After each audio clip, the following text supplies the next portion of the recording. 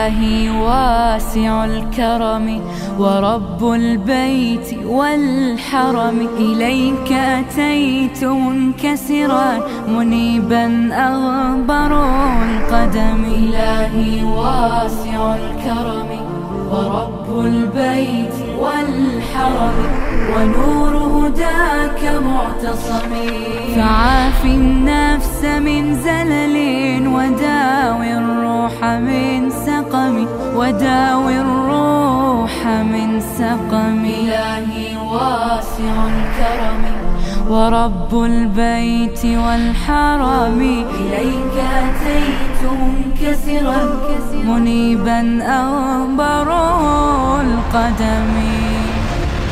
إلهي واسع الكرم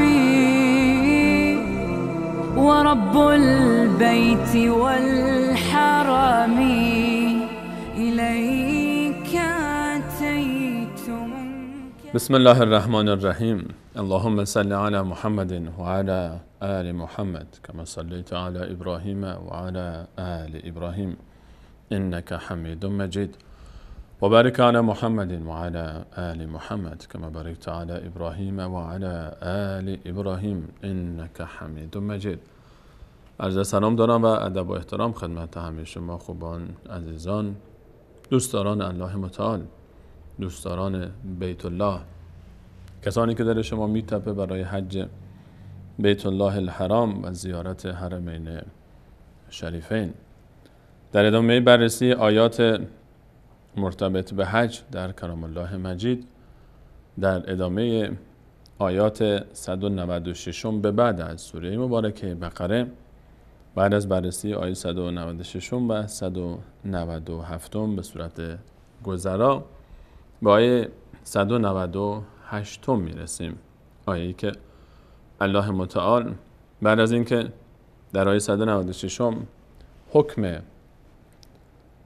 حج و عمره رو که خالصانه باید فقط برای الله تعالی باشن بیان فرمود و اشاره کرد به احکامی از حج و مناسکی از حج و همچنین اشاره فرمود در آیه 197 به اینکه حج ماه‌های مشخص و معینی داره و کسی که حج میکنه و حج بر اون واجب هست باید از هر گونه امر منافی با طبیعت حج پرهیز بکنه و اشاره فرمود به مواردی به مانند بحث همبستری با همسر و اون چیزی که منجر به این موضوع میشه، چه از گفتار چه از نگاه ها و حرکاتی که انجام میشه و به عنوان مقدمات این کار حساب میاد و همچنین از هر گونه گناه و تعدی و از جدال و مجادله و بحث با کسانی که در حج مشارکت میکنن و به حج اومدن و تشویق فرمود به اینکه انسان کارهای خیر انجام بده که خیرش رو الله تعالی میبینه و تشویق فرمود به توشه برداشتن و پیشنهاد کرد و تشویق فرمود که بهترین توشه برای شما تقواست.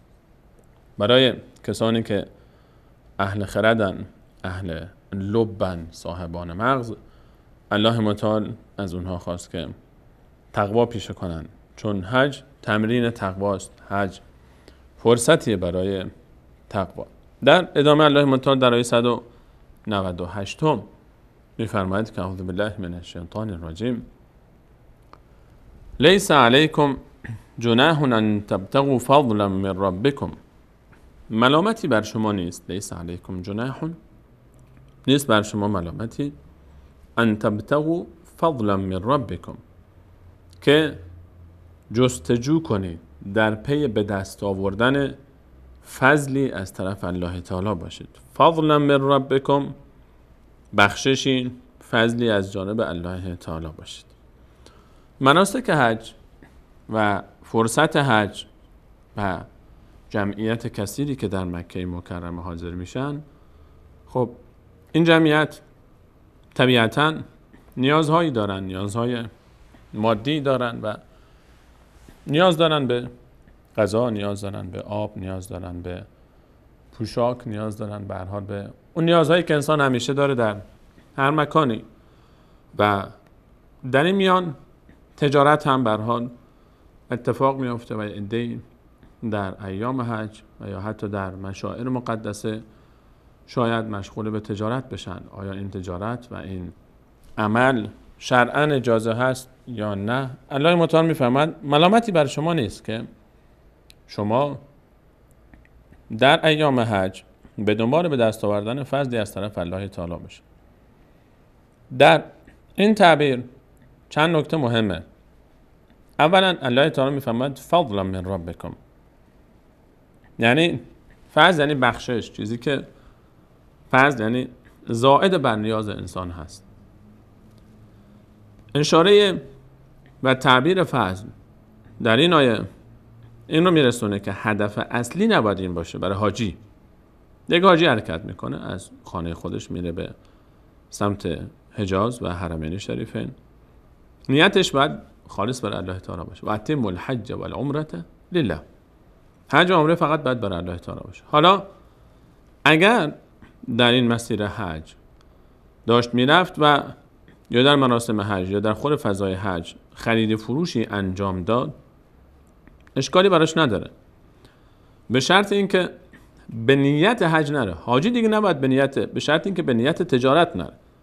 حاجی دیگه نباید به نیت تجارت بلند بشه، از یک طرف احرام میبنده و نیت حج میکنه، میگه من حج میرم، اما بره در حرمین به نیت تجارت اونجا با مشغول بشه به تجارت و این تجارتش سبب بشه که اون از عبادتهای اصلی خودش در حج بمونه.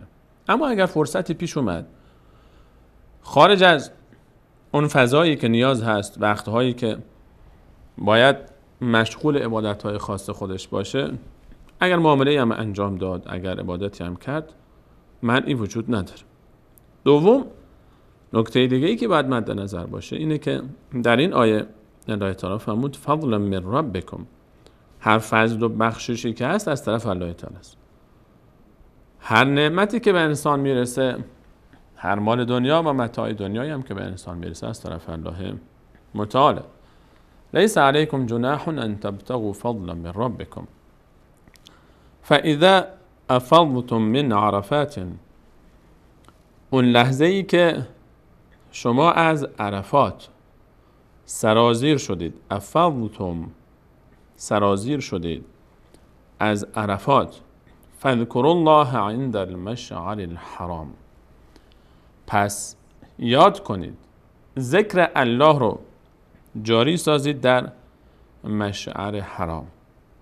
در این بخش کوتاه آیه مهمترین رکن حج ذکر میشه که همون مسئله وقوف در عرفات است، یعنی توقف و مکث در عرفات.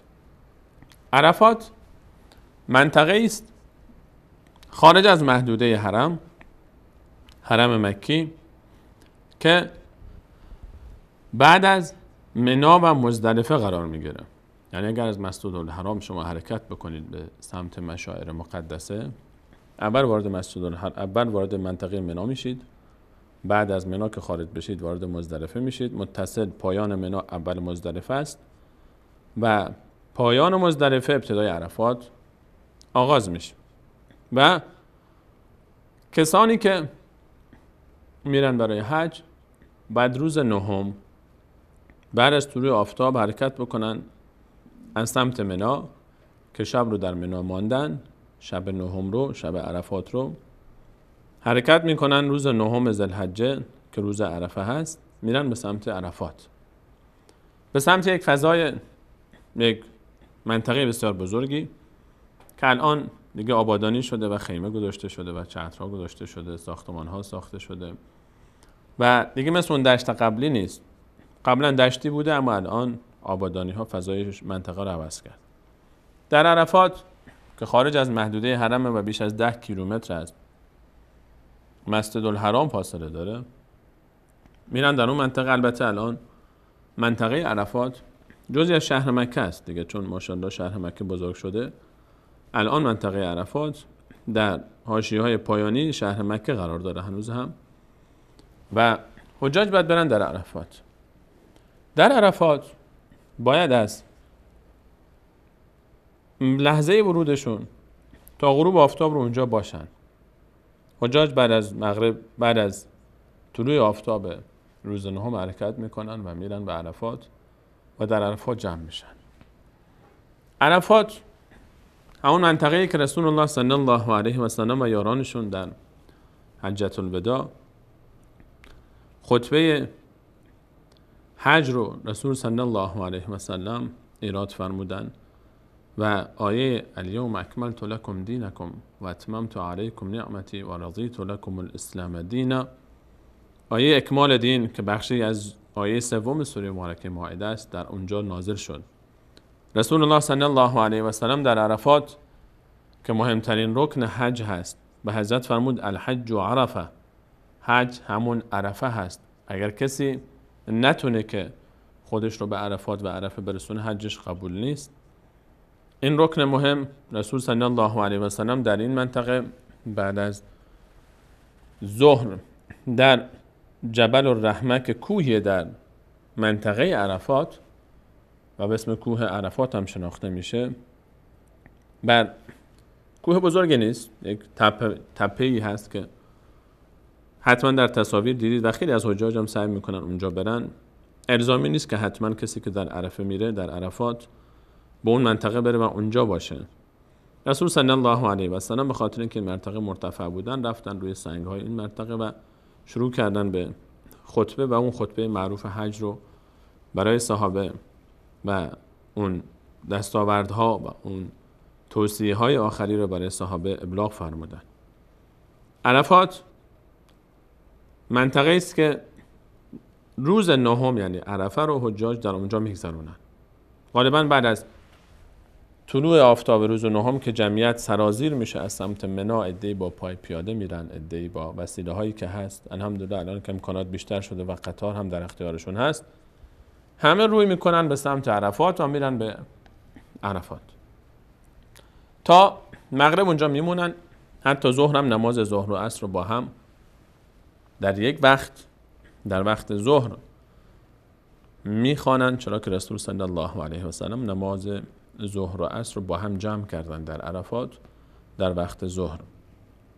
بعد از اون تا لحظه غروب آفتاب رو در عرفات میمونن. بعد از اون که آفتاب غروب کرد حرکت میکنن به سمت مزدلفه. نماز مغرب رو نمیخونن در عرفات، با اینکه لحظه خروج از عرفات باید همزمان باشه با غروب آفتاب، یعنی شروع وقت نماز مغرب. اما رسول صلی الله علیه و سلم نماز مغرب رو در عرفات نخوندن، گذاشتن وقتی که به مزدلفه یا همون مشعر الحرام رسیدن نماز مغرب و عشا رو با هم جمع کردن در وقت عشا. روز نهم نماز ظهر و عصر در عرفات با هم در وقت ظهر جمع میشه و نماز مغرب و عشا در مزدلفه در وقت عشا. یعنی نماز مغرب رو حجاج وقتی که از عرفات حرکت میکنن نمیخونن، سعی میکنن تا برسن به مزدلفه هر وقت که رسیدن، شاید 12 شب 11 شب، و یعنی از وقت مغرب کاملا خارج میشن. خیلی سخته که انسان بتونه قبل از پایان وقت مغرب خودش رو از عرفات به مشعر الحرام یا مزدلفه برسونه با توجه به سیل جمعیتی که وجود داره.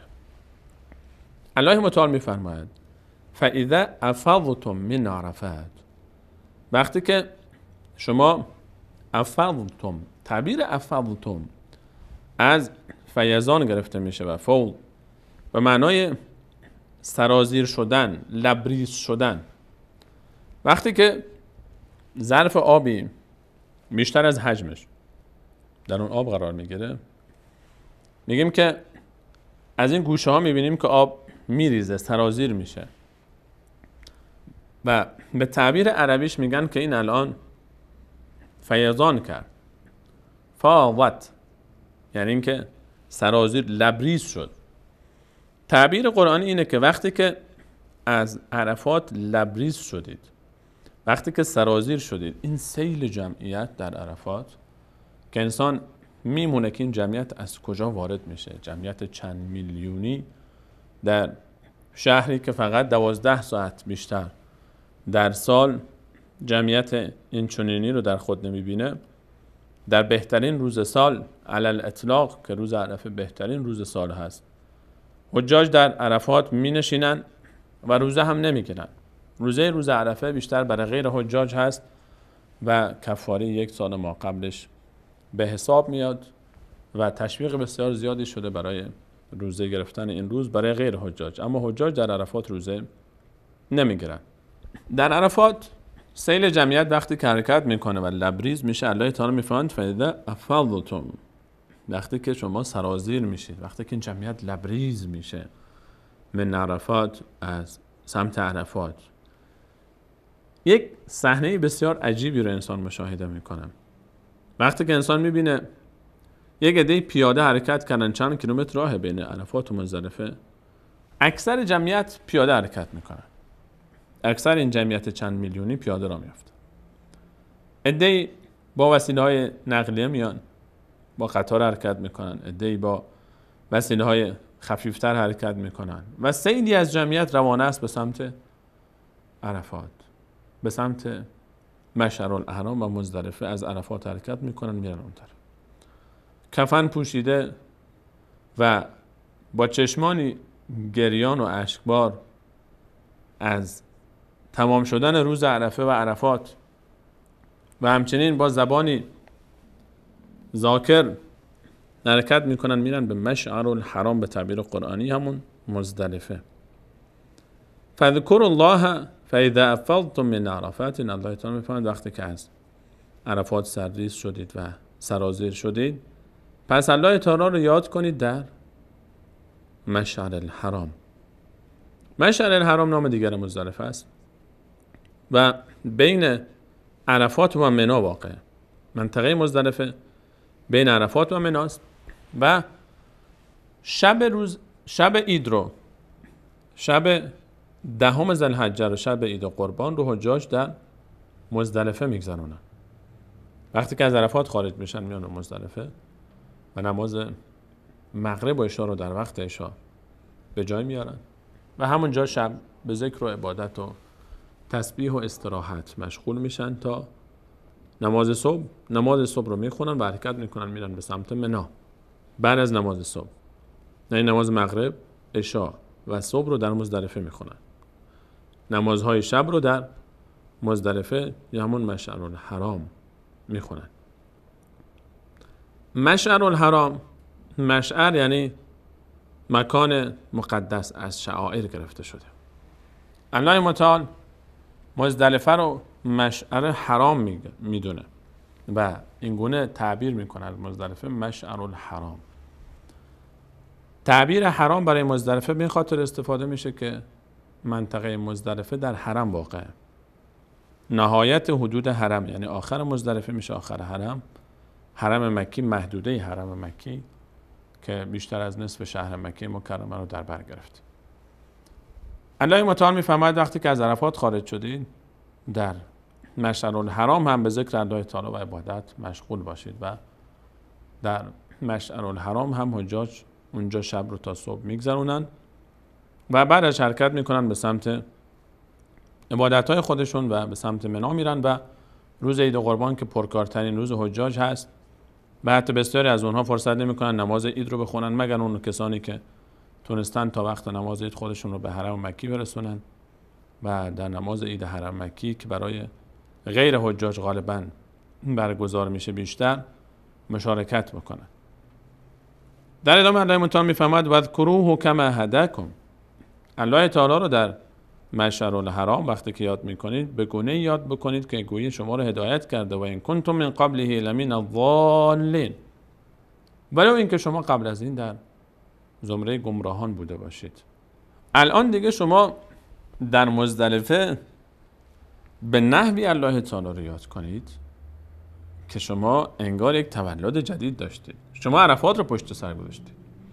شما روز عرفه رو که بهترین روز ساله در بهترین مکانی که در روز عرفه الله تعالی به اونجا توجه میکنه گذروندید.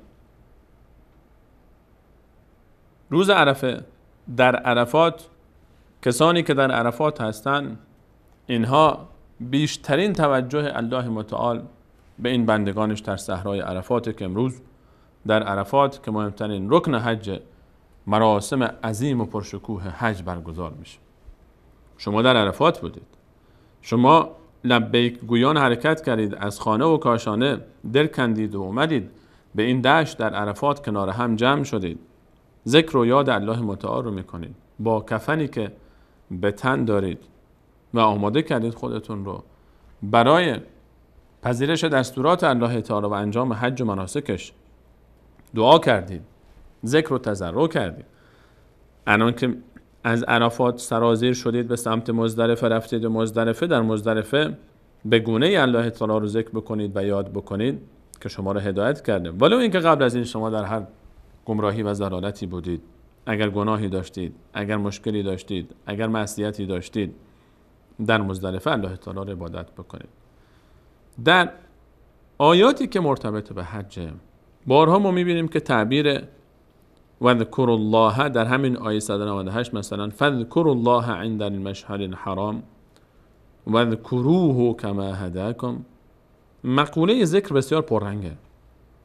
ذکر الله تعالی یکی از اهداف اصلی حج برای حاجی اینه که خودش رو عادت بده به ذکر الله تعالی. یکی از اهداف و حکمت‌های بسیاری از عبادات اینه که انسان ذکر الله تعالی ورد روز و شبش باشه، تمرین بکنه، عادت بده خودش رو همیشه به یاد الله تعالی باشه، ذکر الله تعالی جاری باشه بر او که فذکرونی اذکرکم. اگر الله تعالی رو انسان یاد بکنه پیوسته الله تعالی بیاد انسان هست.